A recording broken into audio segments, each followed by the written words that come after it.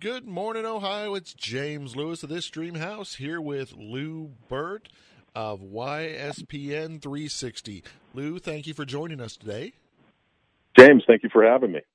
So tell us about your love for baseball. Well, it was a love affair very early on. My earliest memory of baseball was a block party when I was 4 or 5 years old, maybe a little bit younger than that. And it was 4th of July, and we got the picnic tables out there in the street, and we're playing a softball game. And it was my turn to hit, and I hit the ball, and I was told to run to first, so I ran to first. I was told to run to second, so I ran to second. I was told to run to third, so I ran to third, and then I was told to run home, and I literally ran home. Not to home plate, but I literally ran home.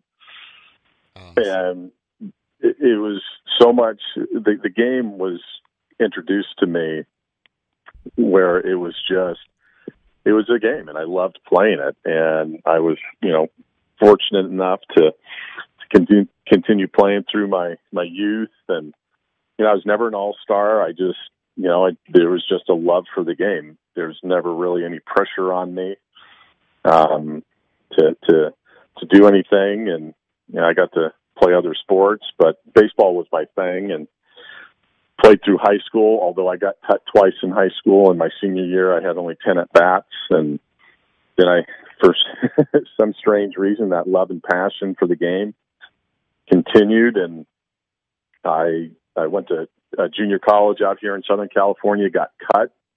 Went to another one, got cut, went back to the first one, and asked if I could pitch, because at that point I was a middle infielder. I never really pitched before, and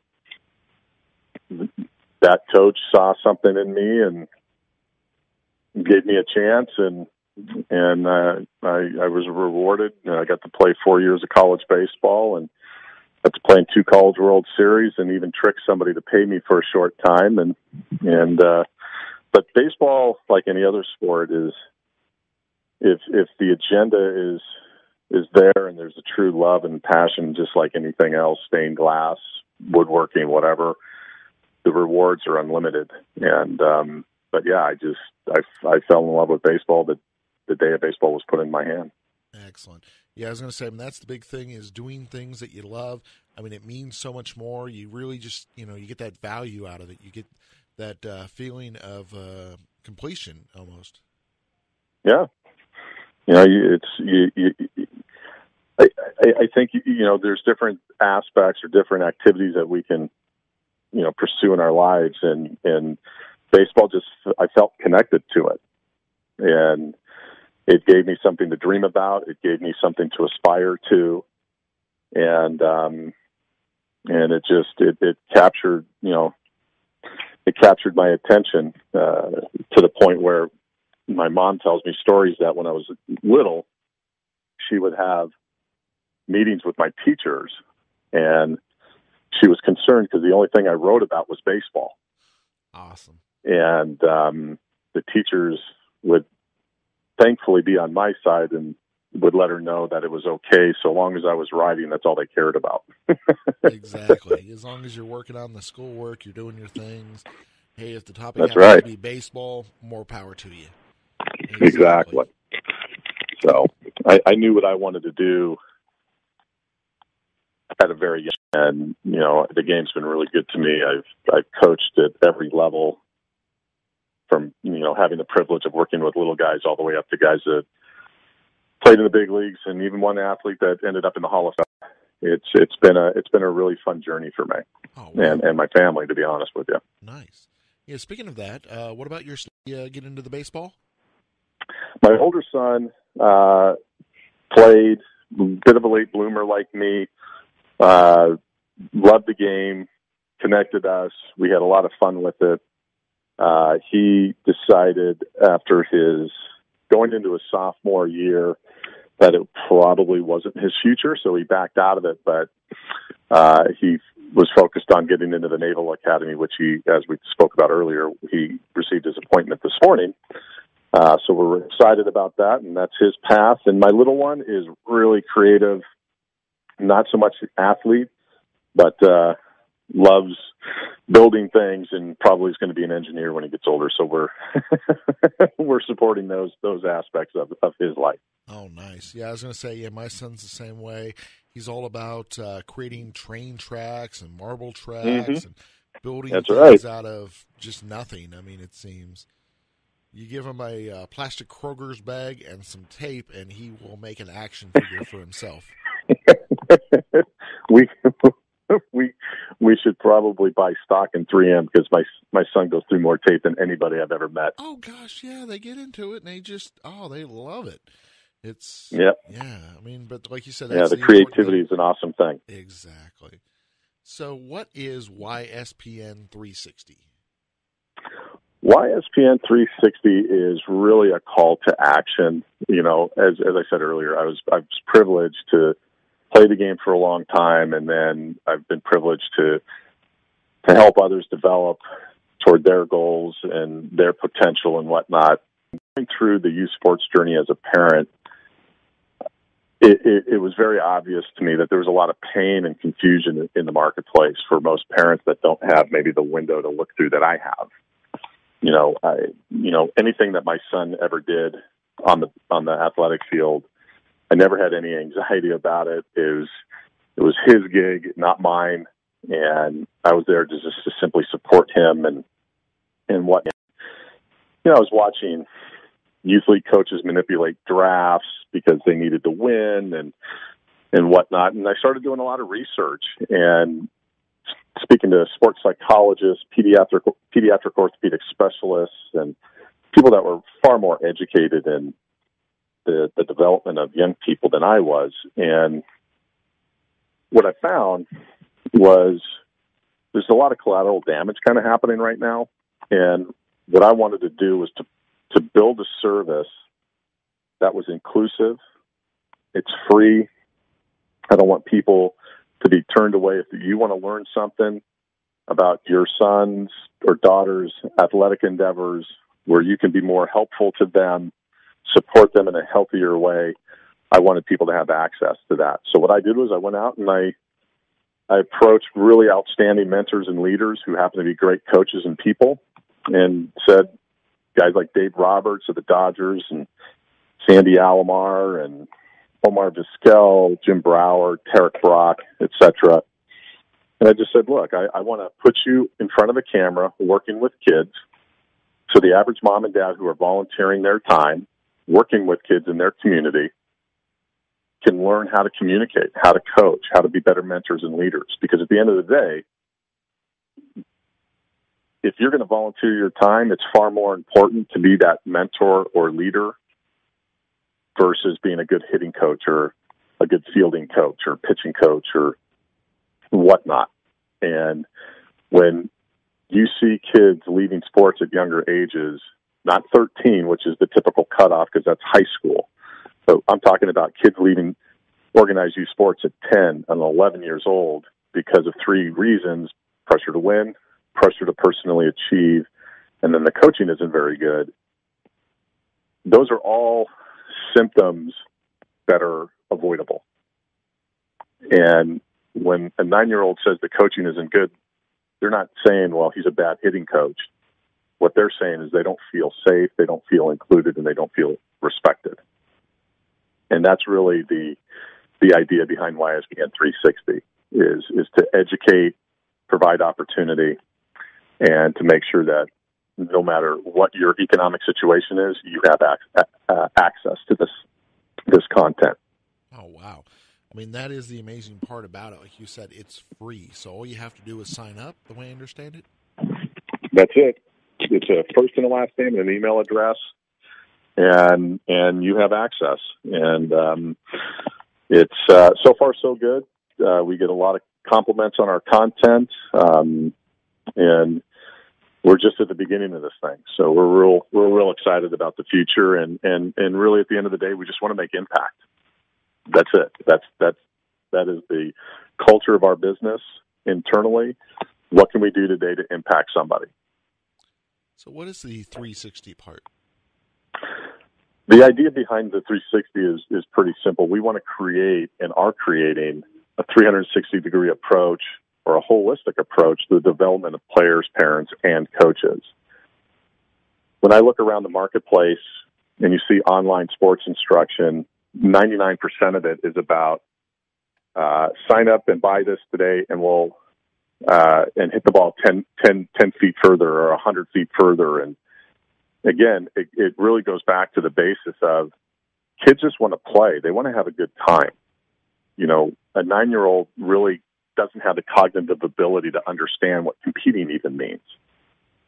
And when you look at long-term athletic development protocols, it's pretty specific on where kids need to be. And so, again, in the research that I did, 95% of the advertising that's out there that is directing people to online youth sports instruction, it's all fear-based marketing.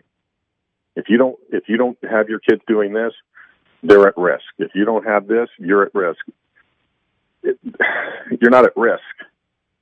At the end of the day, most of these kids aren't even going to play high school sports, let alone go to college and play sports or earn a scholarship or play professionally. I don't want to bore you with the stats. You know the stats. Everybody knows the statistics. Exactly. They're all over the place. I know what you mean.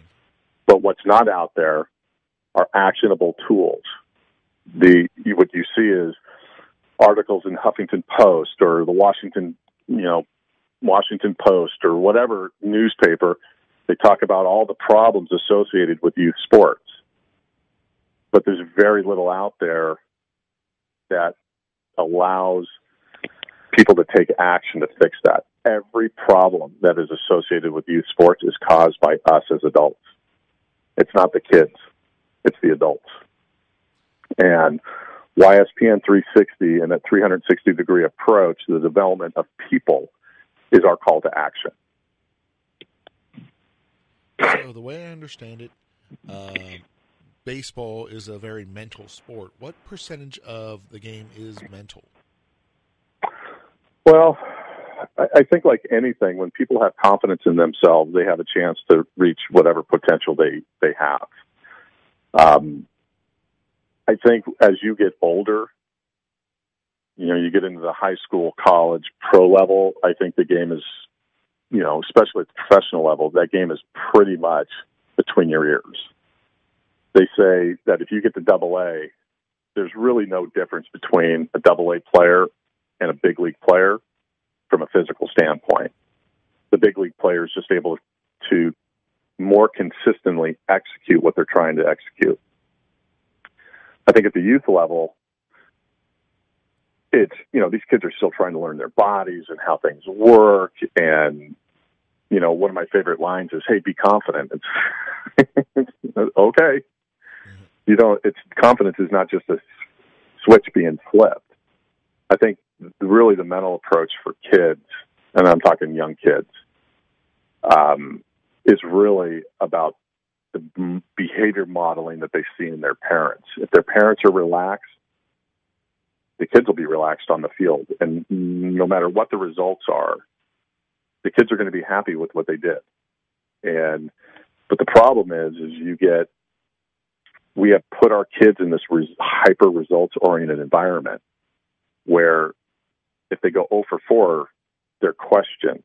Well, why did you do this? Or why didn't you do that? And well, if it was that easy, I guess everybody would go 4 for 4 every day. Exactly. But at the end of the day, if the questioning can stop, if the conversations based around results can stop, and the kids are put in a place of unconditional love by their parents, then you don't have to worry about the mental stuff. The kids feel safe. They're going to go out there and they're going to be allowed to play freely without the consequences of feeling like they don't. That's really, I think, where it's deeper than that, and it goes further than that. But from the most simple standpoint, if kids are allowed to just simply go out and play freely without feeling that they're letting anybody down, you've got the opportunity to see your kid play longer. Exactly. And that's what the goal is. It's to keep them on the field. Because if they're on the field and the longer they're there, you never know what's going to happen. Can working on sports strategies help cognitive development?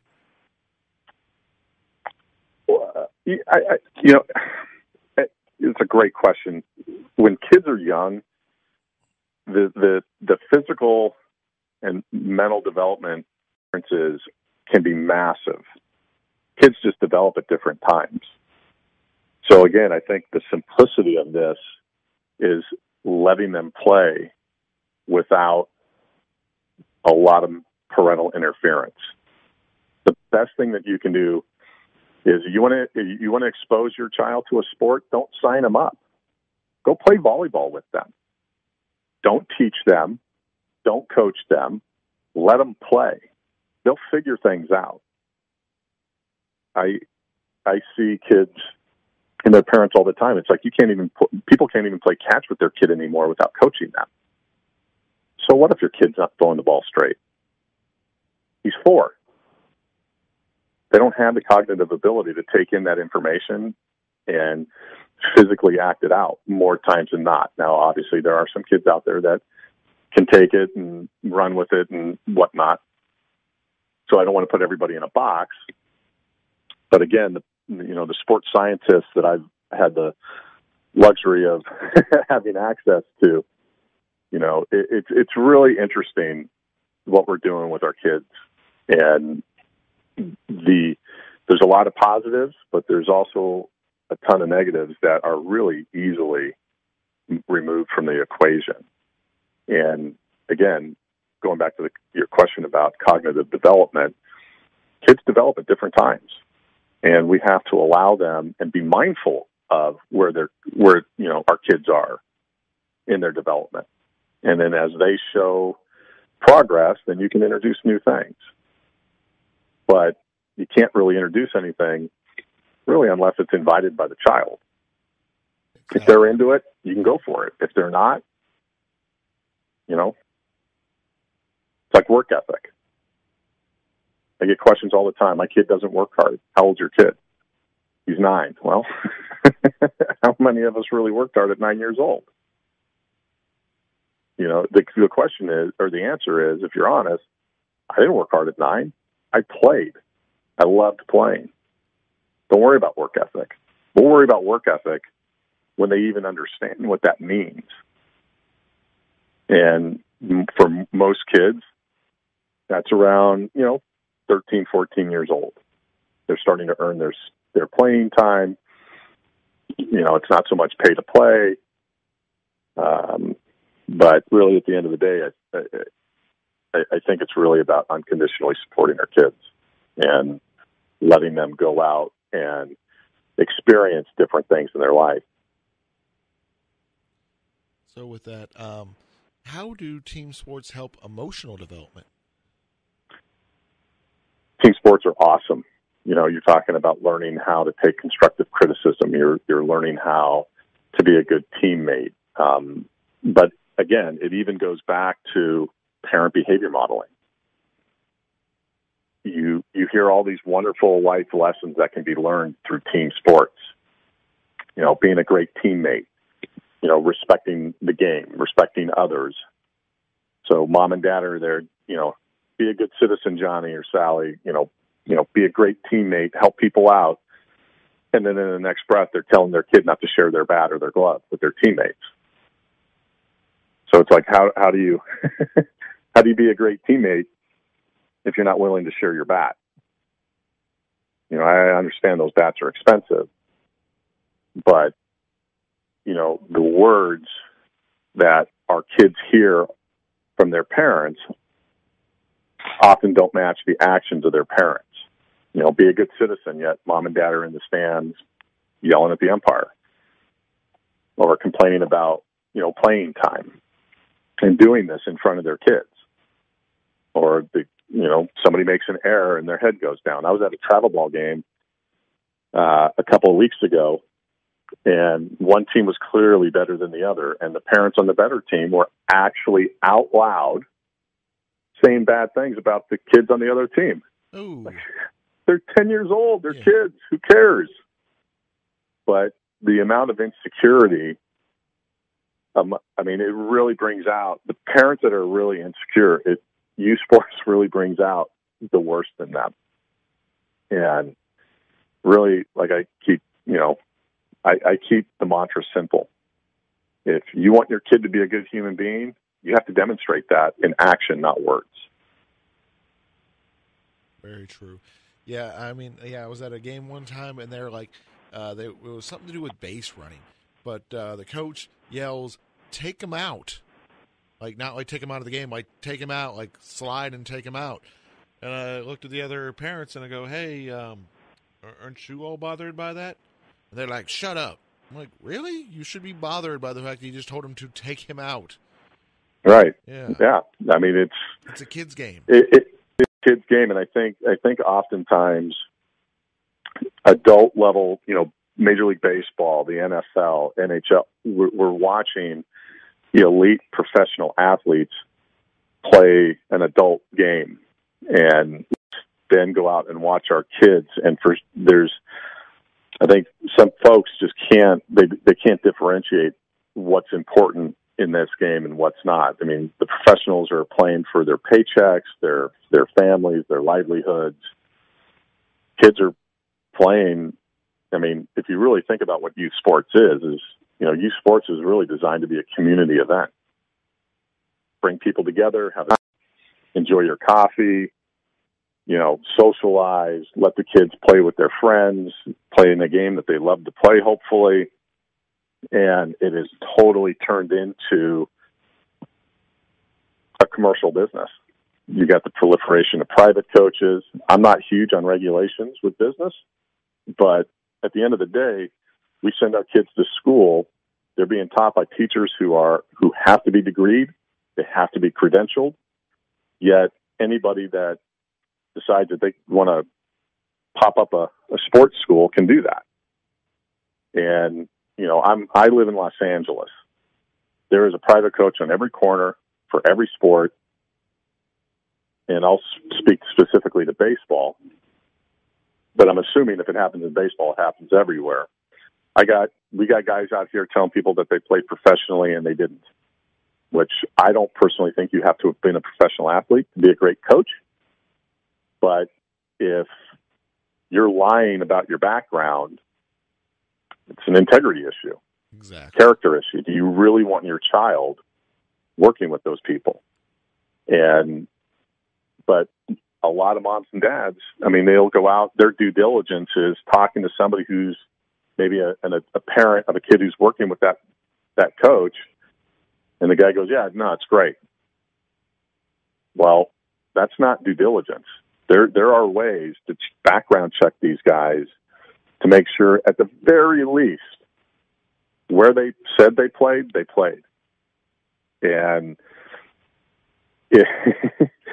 it's an ugly scene in a lot of areas, but that, again, with the private coaches and the travel teams and the kids, being put in this environment where if you didn't get better today, that's a problem.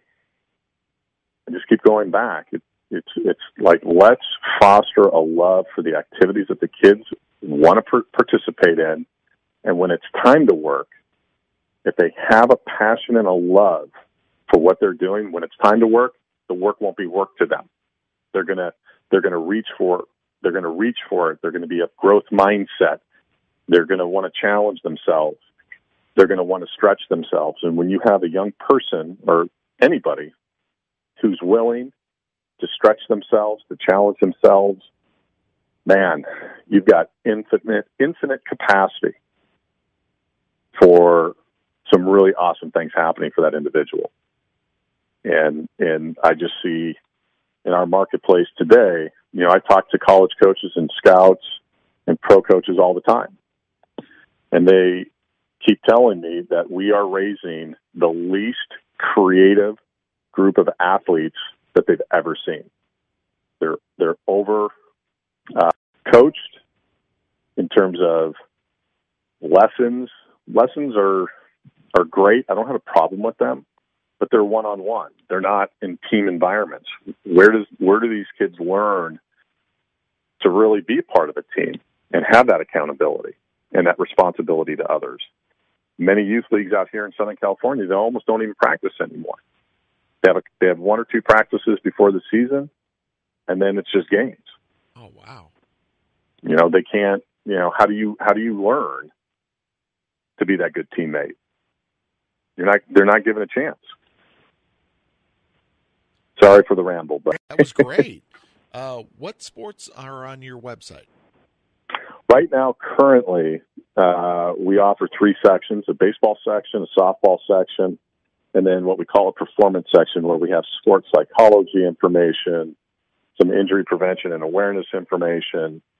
And if all goes well, by the end of this year, we'll also have soccer, football, basketball, and volleyball sections. Oh, nice. Yeah, we're real excited about it. So tell us about some of your coaching mentors, some of the people that helped you with this process. The guy that probably made the biggest impact on me was Bob Lyons. He was a head coach at Pierce College out here in Woodland Hills, California. And the impact that he made was, originally he cut me as a middle infielder, and for good reason. I didn't run real well. I didn't have a lot of pop in my bat. I was able to put the bat on the ball and do some things. But when I started pitching, it didn't go real well at the beginning. And he walked out to the mound one day, and he had asked me a simple question. He's like, "Why are you throwing over the top?" And I said, "Well, I don't know. It's what all the other pitchers do." And he said, when you were in the middle infield, you threw everything sidearm, and the one thing that you really did well is you threw the ball. And so I'd like to suggest that you drop your arm angle down and see what happens. And long story short, if Coach Lyons had not looked beyond the obvious, if he was just looking at the score sheet, I had no chance. But he did his job. He saw a guy that was highly motivated. He saw a guy that loved being out there, worked hard. And, I dropped my arm slot down. I probably threw 10 miles an hour harder, like literally the next pitch, and it changed my life. And so I always ask people when they're coaching is look beyond the obvious. Don't just sit on what that kid's doing right now. If they're motivated, if they're happy to be out there, they're going to be open to ideas and thoughts on how to help them. And really, this is more probably directed toward high school and college coaches than it is youth league coaches. But you never know what's going to happen. And I would ask those high school coaches, if you've got a kid who's out there, if he does one thing well, or one thing that you think he might be able to do well, you owe it to that player. It's your job. You must work with that kid. It's easy to cut those kids, but if they're early and they work hard and they're helpful and they're doing everything right around the game, you got to keep them. I've seen more kids cut and lose passion for the game when they could have probably kept playing. But we have a responsibility as coaches to think a little deeper. And I really appreciate Coach Lyons, not only for what he did for my career, but for me as a coach. I don't ever not give the player the benefit of the doubt now, because you just never know. Speaking of that, shoot, as you were the player in that scenario. Tell us about a situation where you were the coach and some of the players that you've coached. Well, there's been a lot of. I've had the opportunity to work with some really talented players, but this one particular player, I was a JC pitching coach, and I remember I was sitting behind home plate. In the state of California, we don't offer scholarships, so you recruit your guys, and then you have a handful of people that just show up one day on the first day of fall practice. And to get an idea of what we had, excuse me, we would play inter squads the first day or two, especially to see the pitchers. And this tall, lanky left-hander came out to the mound, and we've got the batting cage on top of home plate, and I'm sitting behind there with our head coach, my radar gun, and I'm like, wow, who's this guy? Because he had to have been 6'5" and left-handed and really long arms. And his first pitch not only was not in the strike zone, he literally missed the cage. So that ball, that pitch that he threw literally missed the catcher by about 15 feet. Ooh. And I looked at our head coach, who had a great sense of humor, and I'm like, come on, Wags, seriously? And he was, no, this is not a joke. I had nothing to do with it. Long story short, Matt, the boy's name was Matt, 6'5", throwing about 68 miles an hour. So over the course of the next 2 weeks, I really kind of watched him, because obviously at 68 miles an hour, you're probably not going to have an opportunity to play college baseball. But what I noticed about Matt, he was always the first one there. He was always the first one to leave, or last one to leave. If something needed to be done, he never had to be asked. He went and did it. And I don't think he did it to manipulate anything. I just think that that's who he was. He was just a good dude. And so after the first 2 weeks, I sat him down and I said, look, we live in truth here. The truth is you're not very good right now. And if you're not okay with that statement, then I'm not sure there's really a place for us to go from here. But if you're okay with it and you understand that and you're willing to work, we're willing to work with you. Now, I'm not going to guarantee you any playing time. I have no idea what the future holds, but you seem to work hard. You're a good guy to have around. We'll have you in our pitching groups. Long story short, by his sophomore year, he was in the low 80s, throwing strikes, and played college baseball. But he would have been a really easy guy to cut, because he literally couldn't throw the ball straight, and he had no velocity. Those are bad attributes for a pitcher. Oh, very true.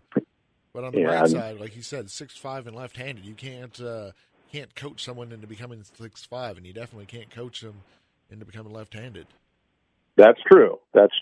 And I'm not going to lie to you, that sort of played a role in it. But when you're coaching the JC level, you don't have kids that play at the JC level like myself. There's deficiencies somewhere, whether it's academically or athletically or both. And the good news for Matt was the deficiency was only athletic. It wasn't anywhere else in his life. He's a great kid. And then when you get these guys, when I used to train professional athletes during their off season, I mean, they're pretty easy to work with. They're highly motivated for the most part, and they're very gifted skill wise, and it's about fine tuning and making sure that they're ready for their seasons. But I really enjoyed the JC level because it was just a terrific challenge. The thing I don't get is, how are you able to give away such a great program? Well, it's our model. It's about the inclusiveness of what youth sports is supposed to be. Youth sports is more exclusive than it's ever been. Local youth leagues are getting rated by travel organizations. The better players are playing elsewhere, which hurts those leagues. The quality of the play goes down when the better pitchers or the kids that are able to throw strikes are not there. The games aren't as fun. And so the idea behind YSPN 360 and the free membership is it's really about bringing a community together that wants to empower these kids. Mom and dad, you want to empower yourself. If you feel like you can improve on where you're at, we've got content for you. If you want to know the truth about player development, this is where to go. There's no fear-based marketing. There's no pomp and circumstance. It's just really incredible coaches working with kids on film. We've got incredible sports psychologists, marriage and family therapists. We're working on content right now with Ken Crenshaw who is the director of sports science for the Arizona Diamondbacks, talking about injury prevention and awareness. We have an epidemic in baseball of Tommy John surgeries. A lot of people don't realize that boys 15 to 19 are having that surgery more than any other age group. Ooh. And every orthopedic specialist, every pediatric orthopedic specialist that I've spoken to has said that injury at that age is totally avoidable. It is a velocity overuse injury. So we have, again, private coaches, velocity training prepubescent boys. Their bodies can't handle it. The growth plates aren't closed. But mom and dad, if you're an accountant and you weren't brought up in baseball, you might not know that. But you are sitting at home watching ESPN, and every guy going to the mound seems to throw 95 miles an hour. And logically, it makes sense that, well, if my kid's not throwing hard, he's not going to have a chance. And that's unfortunately not true. Kids develop velocity at different times. And when I see another kid go under the knife, it hurts my heart. There's no reason for it. We played our first game on Sunday, and the boy pitching on the starter on the other team threw 88 pitches. 88 pitches. Dang. There's no reason for that. Yeah, exactly. Yeah, there's other kids on the team. I mean, you all can, they can take turns. I'm sorry? I said there's other kids on the team. They can take turns. They don't have to all, pitch the whole game. That's true. Yep.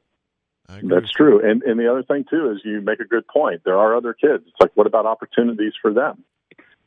But again, these travel ball coaches, they play to win. Our kids, the kids on our team, they pitch 2 innings or 40 pitches. If they get over 25 pitches in an inning, they're out. We get somebody else in there. If you're throwing 25 pitches in an inning, you're struggling. And there's, I understand the thought process of, well, they're going to have to learn to get out of jams, but I'm going to teach them how to get out of those jams off the field. I'm not going to put a kid at risk on a Sunday afternoon in a game that really ultimately means nothing. So who is YSPN 360 designed for? Who is YSPN 360 designed for? It's designed for players, parents, and coaches who are looking for a better way to have a great youth sports experience. Period. If you are a win-at-all-costs guy, if you are the adult who doesn't want to take an intellectual approach to the development of your child, we're probably not a good place for you. But if you are looking to grow as a parent in sports, if you're a player that's looking to grow, we're a great place for you. So how does it help share the burden of the coach? Well, again, I think I may have said this earlier. I think with youth coaches, I think there is an apprehension to volunteer because a lot of these moms and dads think that they have to be good hitting coaches or good free throw coaches. Really, at the end of the day, none of that is really that important. What's most important is that you're a good mentor and a leader, and that you can position these kids to have a great experience. Winning does not always equate to a great experience. And, there's been studies done where it clearly shows that kids would rather play on a losing team than sit the bench on a winning team. And if your kid struggles with losing, it's because they were taught. If your kid struggles with the umpires because the umpires make bad calls, they've been taught that. If we as adults can learn to just be quiet and let the kids play, hey, they hit a ground ball shortstop, they beat it out, and the umpire calls them out. We make a big deal of it, it'll be a big deal to them. They see everything that we do. So at the end of the day, I would ask every parent, volunteer. Go coach, have fun. Don't worry about your skill set in teaching a physical skill, the kids will learn that by playing. They'll be introduced to all that stuff, but go out there and love those kids and just enjoy it. If you're down 20-0, who cares? The kids won't care unless they're made to care. If you are positive and you're having a good time, trust me, the kids will have a good time. And the funny thing about it is, if you've been around youth sports long enough, those kids may be bummed that they lost 20-0 for about 3 minutes. 3 minutes after the game, they're out running around, they're chasing their friends, they're having their chili chips and cheese and their sodas or whatever it is. They're having a good time because they're kids, they're resilient. And I think a lot of us as adults, we forget that. But again, I would really encourage moms and dads who have not coached before to go out there and go for it and have a really good time doing it. And if you need help, stop by our site. We've got plenty of information in there that can help you. We're actually launching here in the next couple of weeks pre-planned practice plans by age group for baseball coaches. And it shows you exactly what to do by age group. It's got information in there that'll tell you what's most important at this age group philosophically, and you should have no problem. Just go out and get a bunch of good kids. Mm-hmm. And when I say good kids, I'm not talking good athletically. I'm just saying good kids, good parents. Set the agenda early. We're going to have a great time. We're going to focus on fun, and the kids will love you for that. And that's what it's all about. It's about the kids, loving their parents, loving the game, and just growing and developing as people. So before I let you go, Bert, where should people check you out at YSPN360.com? That's it. YSPN360.com. Oh, nice and easy. We've got. What's that? I said nice and easy. Shoot. That is nice and easy. We've got a wonderful program called In It to Earn It. Again, our business is really built on supporting local youth sports programs and their families. You sign up. You sign up your league in the In It to Earn It program. They get a partner ID number. When people sign up, they put their first and last name in. They put their partner ID and their email address. We're able to track how many videos people from that ID watch. And the basis of our business is, hopefully, again, we're a startup. We're working hard here, but we assume that at some point revenue will be coming in, and we plan to share a portion of that revenue with our registered In It to Earn It youth leagues. So we want to help where the help is needed the most, the fundraising aspect, but more importantly, the personal development of the people that are in those leagues and that make those leagues so great.